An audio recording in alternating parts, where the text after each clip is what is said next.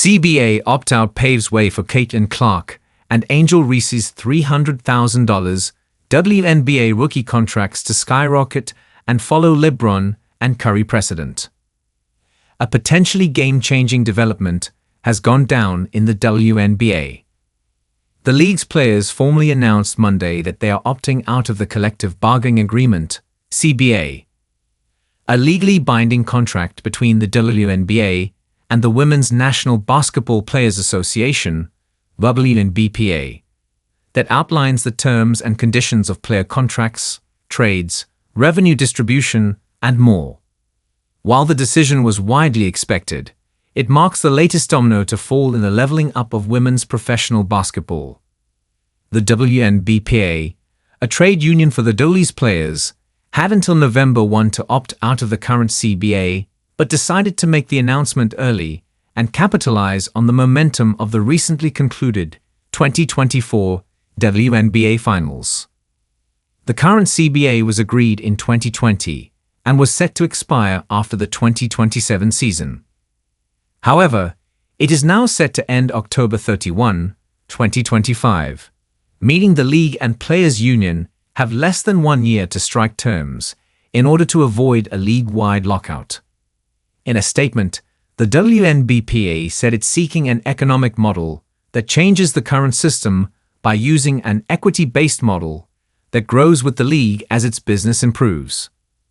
While the league will reportedly lose around $40 million this season, the WNBA recently announced a new 11-year media rights deal featuring partnerships with Disney, Amazon Prime Video, and NBC Universal valued at about $2.2 billion, or $200 million per year, a $140 million increase from its current deal.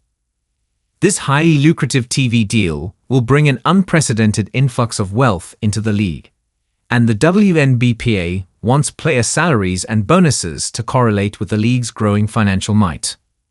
Salaries have been a contentious issue for years, with superstar rookie Angel Reese recently claiming that her 4-year rookie contract totaling $324,383, $73,439 per year, isn't enough to cover her rent.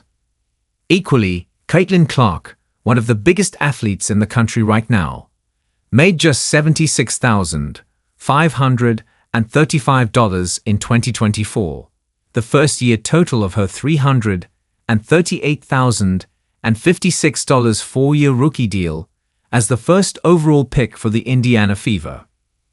Previously, the WNBA has been reported to bring in roughly $200 million in revenue per year, with about 9% of that going to player-based salaries.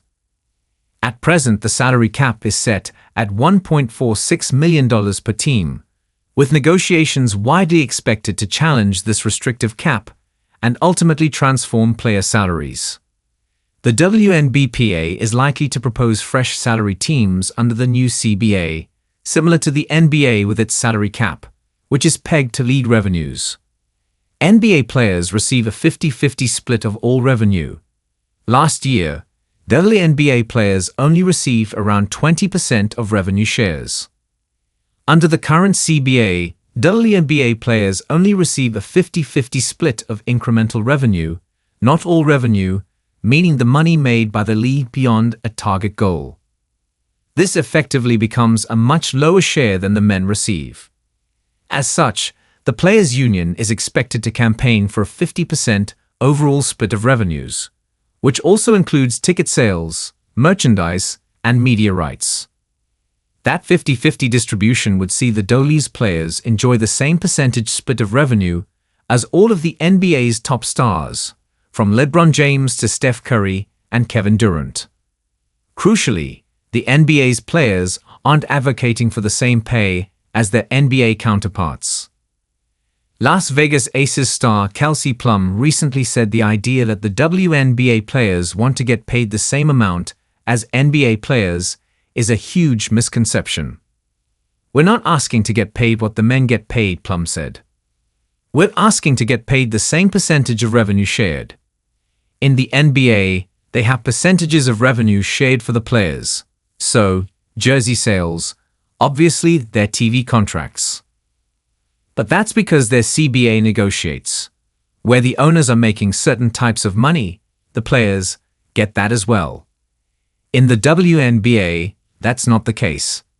I don't think I should get paid the same as LeBron, Plum went on. But the percentage of revenue, like for example, they sell my jersey in Mandalay Bay, I don't get a dime. So that's the stuff we're talking about. Both parties now have a year to figure out how to proceed. It's unclear what the WNBA wants from their side, and there's no guarantee the players will get an equal portion of the league's revenue.